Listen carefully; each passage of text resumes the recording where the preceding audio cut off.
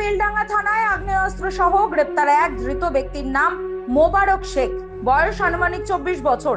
বাড়ি বেলডাঙ্গা থানার কালীতলা শেখপাড়া এলাকায়। গোপন সূত্রে খবর পেয়ে গতকাল রাত্রি 2টো নাগাদ তার বাড়ি থেকে আগ্নেয়াস্ত্র সহ তাকে গ্রেপ্তার করা হয়। এই বিষয়ে আজ বেলডাঙ্গা এসডিপিও শ্রী উত্তম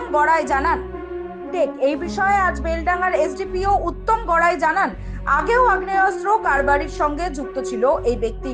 গোপন সূত্রে খবর পাওয়ার পরই তার বাড়িতে তল্লাশি চালিয়ে গ্রেফতার করা হয় তাকে। তার কাছ থেকে আরো আগ্নেয়াস্ত্র উদ্ধার হতে পারে বলে তদন্তের জন্য 10 দিনের পুলিশি হেফাজত চেয়ে আজ বহরমপুর কোর্টে পাঠানো হবে বলে জানায়।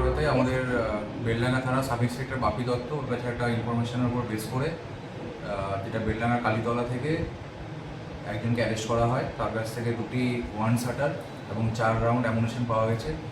ওর নাম হচ্ছে মুসারিন শেখ, মোবারক শেখ এলাইস হোসেন।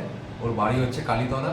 আগে বেসিক্যালি রেজিনগর থানাতে কাশীপুর অঞ্চলে থাকতো, কিন্তু কিছু বছর ধরে এখানে উঠে এসে এখানে বাস করছে এবং আমাদের কাছে আরও যে খবর আছে ওর কাছে আরও কিছু আর্মস থাকতে পারে। তাই আজকে আমরা অস্ত্র আইনে মামলা রিজু করা হয়েছে এবং ওকে রিমান্ডে নিয়ে আসা হবে। 10 দিনের পিসি দেওয়া হবে। এবার লার্নেড কোর্ট যেটা অ্যালাউ করবে।